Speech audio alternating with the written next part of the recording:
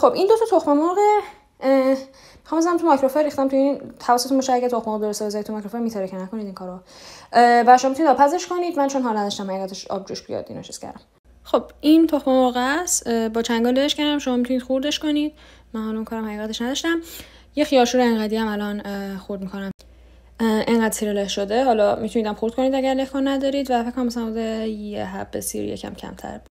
انقدر مایونز یا اینکه میتونید ماست بریزید اگر انقدر خردل، که البته من خردل رو دوست دارم و خردلم هم لایته. اگر از اینا دارید که سنگین ترن و کمتر بریزید خیلی مزه.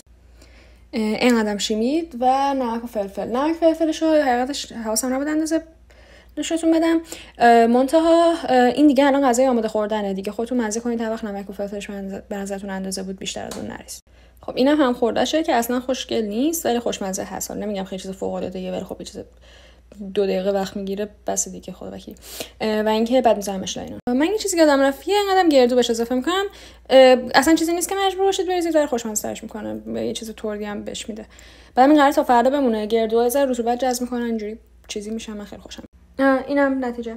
این یه دونه ساندویچه. من فردا یه سری چیز دیگه هم میخوام ببرم. من همین بس همه. اگه که میخواید بیشترش کنید البته کمالات میتونه صبح ساندویچ جواب بده یا اینکه میتونید که بیشتر مواد اولیه بزنید دیگه. 2 برابر کنید مثلا بشه 2 تا. حاضر اینکه اینو هر لحظه‌ای که بخواید میتونید بخورید طبیعتا، ولی اگر بمونه توی یخچال شب تا صبح خوشمزه تر از چیزشه. یعنی اصلا غذای مناسب موندنه خیلی زیاد و بدنم گرم کردن نمیخواد.